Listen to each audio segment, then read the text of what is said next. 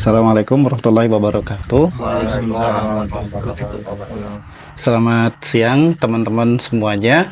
Terima kasih teman-teman sudah meluangkan waktu untuk hadir di rumah Mas Dori dalam rangka pertemuan rutin sebulan sekali untuk bedside teaching. Nah, hari ini sebetulnya kita tidak fokus ke technical, tapi lebih menekankan ke arah fundamental.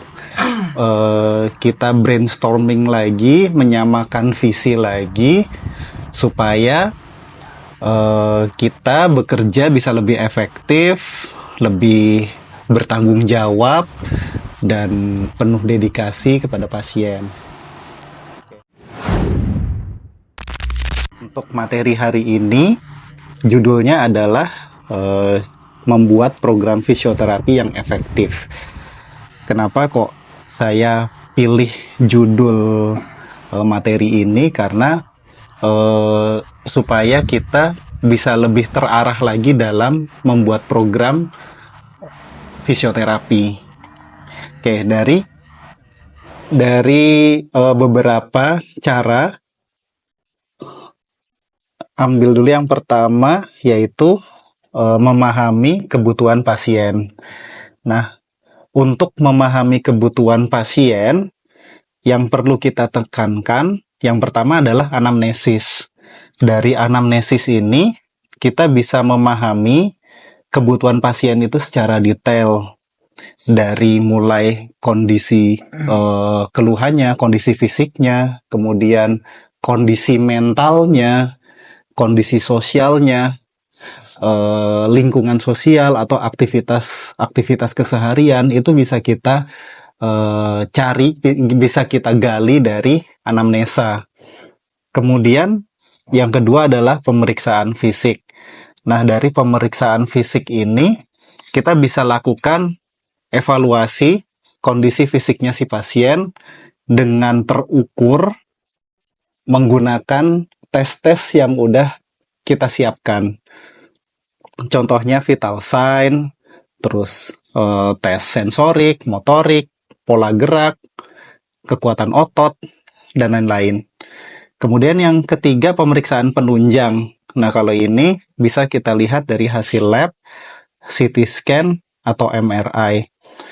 Kalau kita sudah melakukan ketiga poin di atas, kemudian bagaimana cara menentukan permasalahan utamanya? Karena itu yang paling susah. Kita udah bisa gali nih permasalahannya, keluhannya ini. Dari pemeriksaannya udah dapat 1, 2, 3, 4, 5, dan seterusnya. Hasil labnya juga, pemeriksaan penunjangnya juga lengkap. Tapi kita nggak bisa menentukan mana yang menjadi permasalahan utamanya si pasien. Karena gini, kita bisa aja melakukan 80% kemampuan kita terhadap pasien, tapi hasilnya cuma 20%, karena kita nggak bisa tahu permasalahan utamanya si pasien itu apa. Tapi kalau kita bisa tahu permasalahan utamanya pasien, kita cuma kerja 20%, hasilnya bisa jadi 80%. Gitu. Kerja sedikit, tapi hasilnya banyak. Kalau ngerti permasalahan utamanya, karena dari permasalahan utama yang kita tahu, pasti nanti kita bisa dapat problem solving yang efektif dan efisien, gitu. Nah, untuk mencari permasalahan utamanya, yang pertama, analisa data. Analisa data. Yang pertama, identifikasi keluhan utamanya apa? Apa yang paling mengganggu dari keluhannya si pasien? Nyeri kah? Atau kesalahan pola gerak kah? Gitu. Yang kedua, dari gejala-gejala yang ada, itu dihubungkan.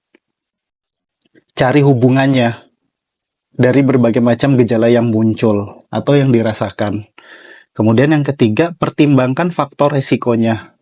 Faktor apa yang berpotensi meningkatkan permasalahan atau keluhan. Kemudian, gimana caranya mendapatkan ketiga poin yang tadi?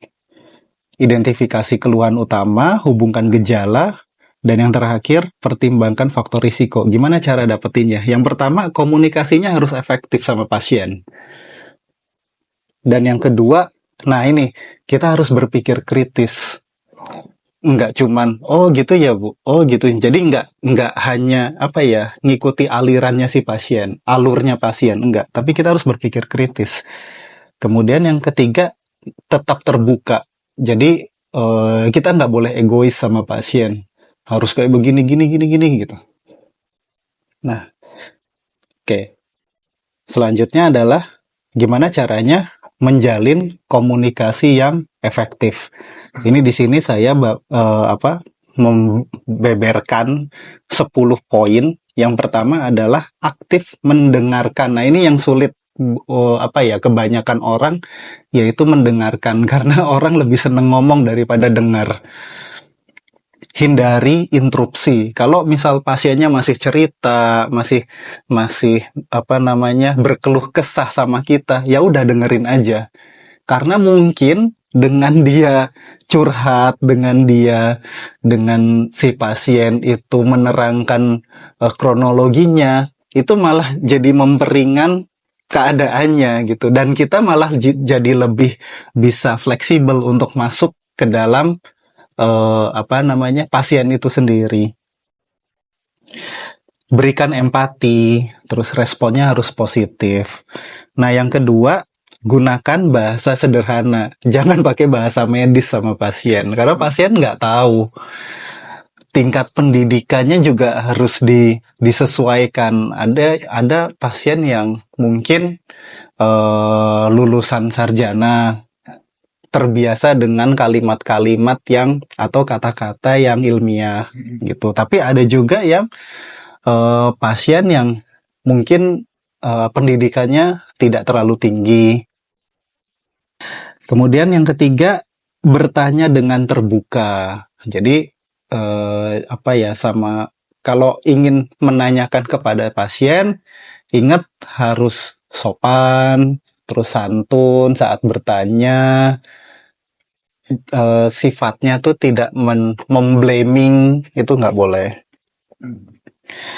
Kemudian berikan informasi yang cukup, jelaskan diagnosanya, treatmentnya nanti bagaimana, rencananya apa.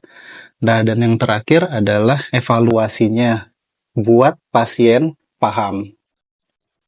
Yang kelima, menjaga kontak mata. Nah, ini karena di saat kita berbicara dengan lawan bicara, kalau mata kita kemana-mana, itu kan kayak merendahkan lawan bicara gitu.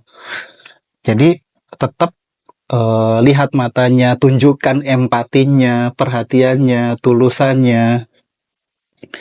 Yang keenam, menggunakan bahasa tubuh yang positif, gesturnya yang sopan, santun. Kemudian yang ketujuh, menjaga privasi, jangan dibeberkan, karena yang namanya kasus atau penyakit yang pasien alami, itu kan nggak semua pasien mau diekspos gitu. Yang kedelapan, berempati, beri dukungan emosional dan motivasi. Yang kesembilan, berikan waktu yang cukup untuk pasien itu menjelaskan atau berbicara.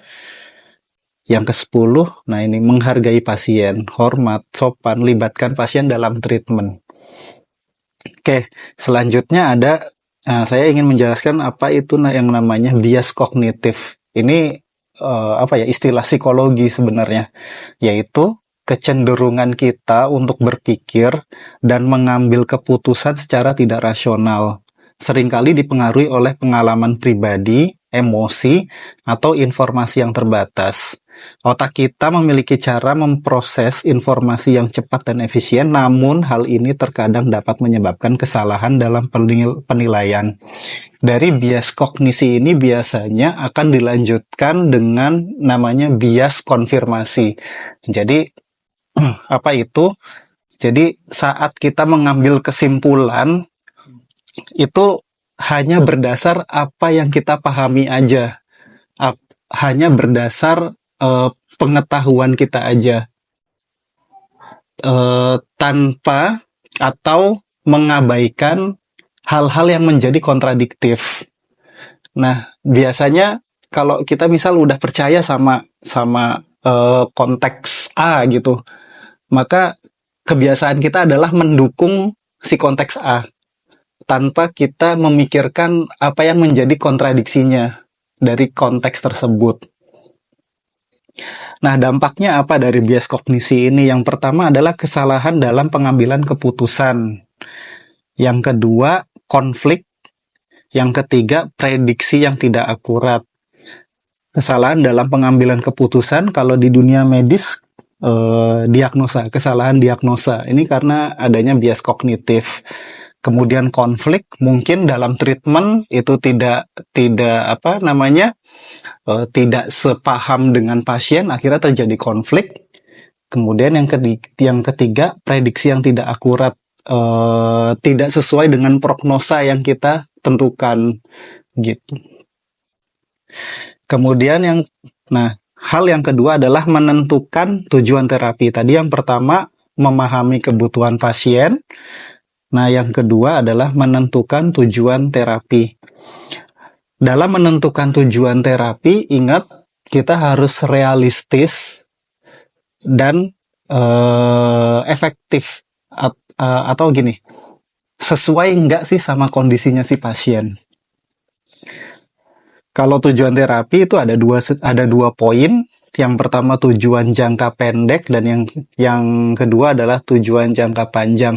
Teman-teman pasti udah paham kalau tujuan jangka pendek ya contohnya mungkin mengurangi nyeri, kemudian meningkatkan kekuatan otot, mobilitas sendi. Kemudian yang jangka panjangnya ya meningkatkan ADL dan seterusnya. Nah, cara menentukan tujuan terapi yang spesifik tuh bagaimana? Yang pertama, identifikasi masalah. Tadi sudah dijelaskan. Kemudian yang kedua, tetapkan tujuan yang spesifik.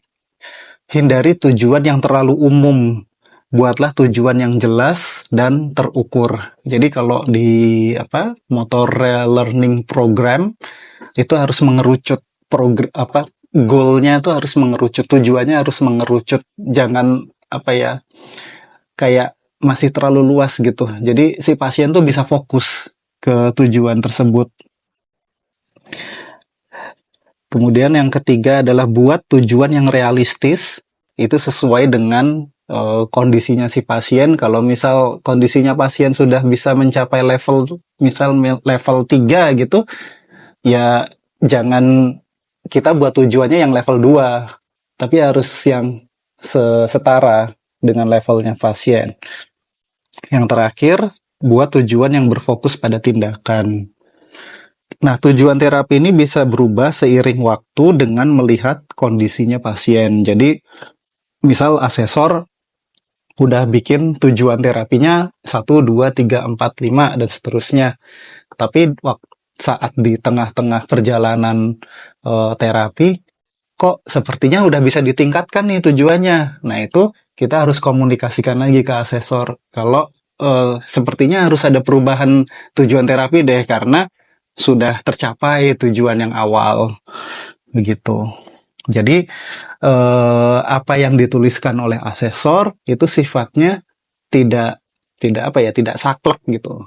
Enggak udah paten, tapi itu sifatnya mobile, bisa berubah-ubah. Nah, poin yang ketiga dari bagaimana cara membuat program fisioterapi yang efektif adalah merancang program latihan.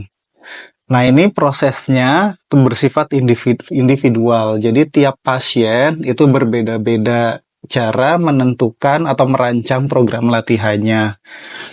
Dan disesuaikan dengan kondisi seperti tadi. Seperti saat kita menentukan tujuan terapinya. Nah, pemilihan programnya bagaimana? Yang pertama, latihannya spesifik. Selalu tertuju pada area yang mengalami gangguan atau apa yang mau kita tingkatkan komponennya. Kemudian yang kedua bersifat progresif. Jadi dari waktu ke waktu itu kalau bisa meningkat gitu. Kemudian variatif, ini supaya tidak bosan dan juga bisa meningkatkan motivasi. Nah, yang keempat, monitoring kemajuannya. Jadi tiap kita latih, tiap kita bertemu dengan pasien, itu dimonitoring. Oh, ternyata kemajuannya sudah sampai sini. Atau ada penurunan. Apakah ada penurunan, apakah ada peningkatan? Nah, itu nanti dikomunikasikan ke pasien atau keluarga pasien dan juga ke asesornya. Oke, hal yang menjadi bahan pertimbangan dalam penentuan program latihan. Nah, ini yang pertama usia. Tiap usia pasti berbeda-beda kemampuannya. Kalau yang sudah sepuh, jangan kita bikin program latihan untuk yang anak-anak muda. Karena udah beda, ada proses degenerasi di sana. Kalau yang usianya masih muda, jangan kita kasih untuk yang orang-orang tua gitu, karena levelnya kan beda. Oke, yang kedua ada kondisi medis bersamaan. Ini ada kaitannya dengan komorbid. Kemudian yang ketiga, preferensi pasien. Libatkan pasien dalam proses pengambilan keputusan untuk meningkatkan motivasi. Oke, poin yang keempat dalam menentukan program fisioterapi yang efektif adalah monitoring dan evaluasi. Nah, ini yang penting. Jadi, apakah program yang sudah kita jalankan itu sesuai dengan rencana? Apakah tidak? Kemudian apakah ada hambatannya? Hambatannya apa aja? Nanti disampaikan. Kemudian apakah ada perubahan kondisi pasien ke kondisinya itu menuju lebih baik atau bahkan memburuk. Nah, poinnya apa aja? Yang pertama, evaluasi secara berkala. Jadi mungkin bisa seminggu sekali atau seminggu 2 kali itu dievaluasi perkembangannya. Kemudian modifikasi program latihannya, jadi supaya tidak mengalami kebosanan. Jadi setelah dievaluasi, kemudian ternyata kok sudah bisa ditingkatkan, maka programnya harus dimodifikasi. Nah, yang ketiga, kolaborasi dengan nakes lain. Kalau ternyata saat evaluasi, kok si pasien misal, wah kayaknya butuh ini deh, butuh ditambahin program dari disiplin ilmu yang lain, maka itu juga harus disampaikan. Kalau Bapak, Ibu, sepertinya Bapak butuh ini deh, atau butuh program lain selain dari kita deh, kayak gitu. Itu juga bisa disampaikan. Oke. Poin yang terakhir adalah edukasi pasien. Nah, ini juga tidak kalah pentingnya, edukasi pasien, karena kita di tempat pasien itu hanya 1 jam, sedangkan pasien punya waktu 23 jam. Poinnya apa? Yang pertama, saat edukasi pasien, sampaikan pentingnya latihan di rumah. Jadi ajarkan pasien latihan-latihan yang sekiranya bisa dilakukan secara mandiri atau kalau perlu libatkan keluarga pasien untuk melatih pasien tersebut. Kemudian yang kedua, jelaskan pentingnya menjaga pola hidup sehat. Dan yang ketiga, edukasi langkah pencegahannya supaya tidak terjadi kekambuhan. Oke, kesimpulannya apa? Ini saya bikin 6 hal. Yang pertama, ini ada pilihan. Menjadi fisioterapis yang proaktif atau reaktif. Kita mau jadi yang proaktif atau yang reaktif. Jadi bedanya, kalau menjadi seseorang yang memiliki sifat yang reaktif, dia nggak bisa menyelesaikan masalah. Dia cuman bereaksi aja terhadap suatu masalah. Dia tidak bisa memecahkan masalah tersebut. Tapi kalau menjadi fisioterapis yang proaktif, sebelum terjadinya masalah, dia udah tahu duluan. Gitu. Jadi biasanya orang yang proaktif itu lebih bertanggung jawab terhadap dirinya sendiri, terhadap orang lain, terhadap segalanya. Nah, yang kedua, mencari permasalahan utama dulu untuk pemecahan masalah yang efektif dan efisien. Nah, yang ketiga, ini, selalu mengedepankan win-win solution. Ini saya mengadaptasi dari buku Seven Habits, karyanya Stephen R. Covey ya Mas ya. Stephen R. Covey. Jadi, kalau di bukunya itu tuh ada 4 kuadran. Yang atas tuh win-win, yang bawah lose-lose. Nah, yang paling parah tuh kalau lose-lose solution itu paling parah, berarti kedua belah pihak rugi. Tapi ada kalanya yang satu win, yang satu lose. Jadi ada yang untung, ada yang rugi. Atau kebalikannya lose-win. Yang kitanya lose, yang lawannya win. Nah, yang paling bagus adalah win-win solution. Jadi, gimana caranya kitanya juga untung, maksudnya dengan misal kita nggak kerja berat, tapi hasilnya puas gitu. Terhadap pasien tuh puas.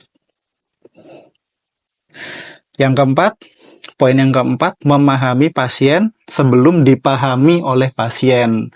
Berarti di sini kita mengedepankan empati kepada pasien supaya bisa lebih memahami apa yang pasien keluhkan, apa yang pasien rasakan, gitu. Yang kelima adalah selalu bersinergi dalam teamwork.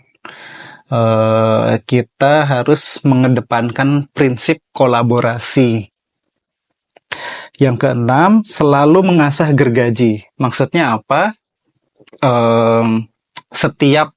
Sebelum kita melakukan kegiatan treatment pasien, gergaji kita tuh apa sih? Ini hati sama skill. Nah, itu yang harus selalu kita asah. Begitu. Oke, mungkin itu aja yang bisa saya sampaikan.